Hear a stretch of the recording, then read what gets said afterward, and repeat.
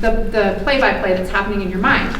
But your emotions, they're pretty clear and obvious about it. They're not very subtle, right? Like, you can feel if you're mad, you can feel if you're happy, you can feel if you're sad.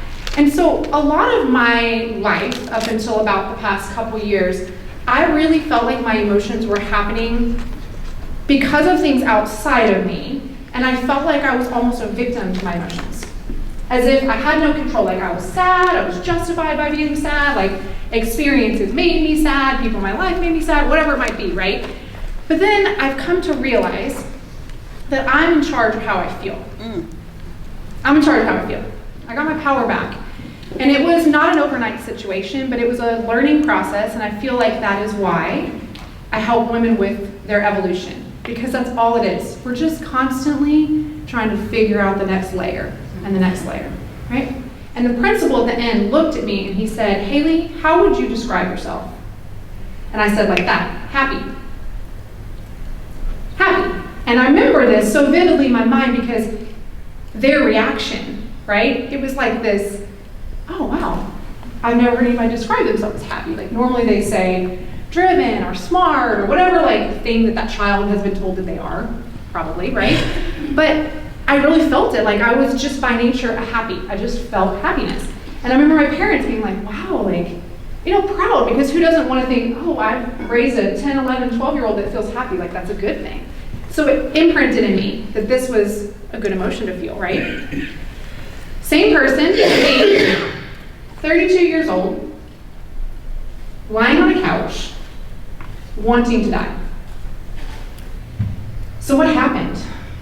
Like, this genuinely was part of my life. 12, I was happy, and then here I am, 32, wanting to not exist anymore.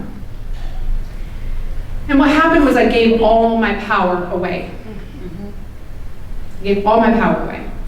I let everything outside of me dictate how I felt, what I was worth, and I just completely gave it all away.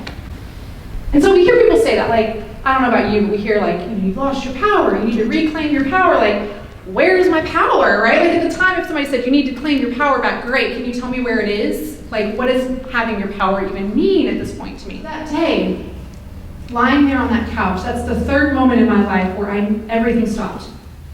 And I was lying on the couch, and I knew in my head that I could let go. And when I mean let go, I don't know what would have happened.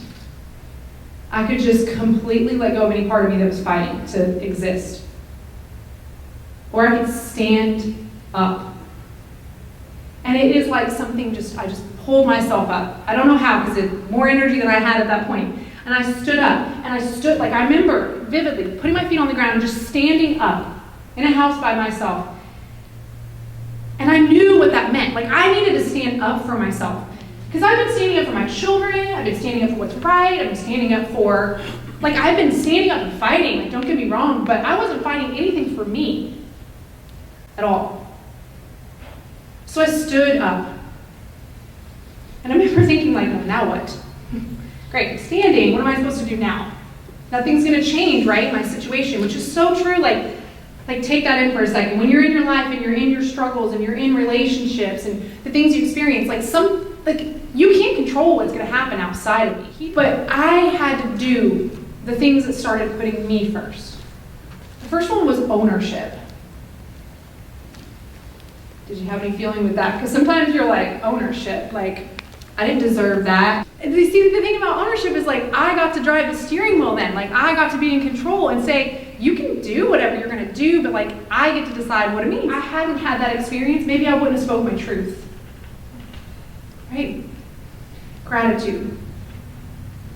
And then the third thing, I'm going to take you guys through a process of something that I do with clients and started out with something I do with myself. It's called energy reformation. And it's pretty much what I just said to you in a process of shifting what you're currently feeling, taking ownership, finding the gratitude, and then aligning your feeling with something else, because you get to choose what you feel. So take your hand over your heart. And I want you to say to yourself, whatever that emotion is, you can just say it in your mind, I'm feeling blank. You're just identifying it. You're letting it know that you see it. You know it's there. So I feel, I don't know, anxious. And then tell yourself it's not real. What I'm experiencing is something that I'm choosing to feel right now. And attach a why. And here's the important thing to realize. You don't have to know exactly why. You just have to give it a why. What's a reason I might be nervous? Because I'm standing on stage.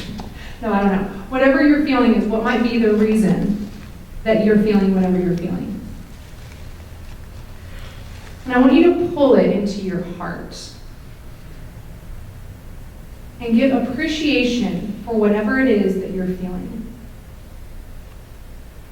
Feel appreciation for feeling irritable or anxious or upset or insecure or doubting yourself, whatever it is that you tend to feel. Feel appreciation, because the only reason you're experiencing it is there is something inside of you that's trying to keep you safe and sane and comfortable. And that's okay. That part of ourself needs to be there. But we don't want to feel that anymore. So pull it into your heart and choose another feeling. Choose the feeling that would be opposite of what you're experiencing. Maybe it's peace. Feel that in your heart. Take the word from your mind, pull it right down into your heart center. Let that word move through your body. And tell yourself, create a little quick mantra of, I feel peaceful. I am worthy of feeling peaceful. I am worthy of feeling confident. You sit with that until you feel it, until it's in your body. And as you start using it in your life, you might notice more of the resistance popping up because you're shedding a light on it, right? You're shining. You're like, I see you, emotion. I see what's going on. That's okay. Thank you for being there. But right now, I'm ready to feel this instead. But take a moment today, tonight, sometime this weekend, and think to yourself or journal it out. Are there people or experiences in my life that when I think about them, an emotion comes up in me that I'm not choosing, right? Like an emotion just comes up all by itself. Those are the things to look at. And think, how can I take ownership of this? What part of this was mine? What did I make it me? How can I take my power back by just deciding that I'm in control of what that meant? Finding the gratitude. Because I'm telling you, it's teaching you something, right? And then if you need to, do that energy reformation.